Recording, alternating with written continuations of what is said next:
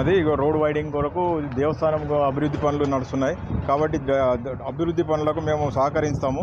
కానీ మాకు నష్టపరిహారం తక్కువ వచ్చిందని అనుకుంటున్నాం.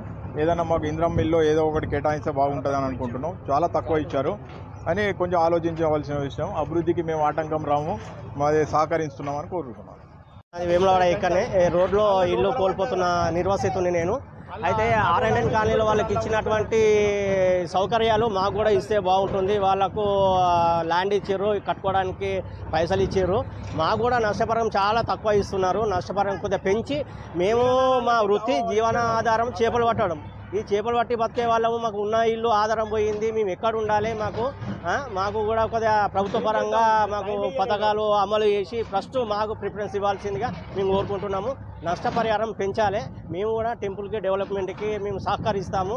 మాకు కూడా సంతోషంగానే ఉన్నది. కాకపోతే బాధ ఏంటంటే మాకు ఉన్న ఇల్లు కోల్పోయి రోడ్డు మీద పడ్డాం కాబట్టి మాకు ఒక ఇల్లు ఇంద్రమ్మ ఇల్లు కానీ ఇవి కేటాయిస్తే బాగుంటుందని కోరుకుంటున్నాము.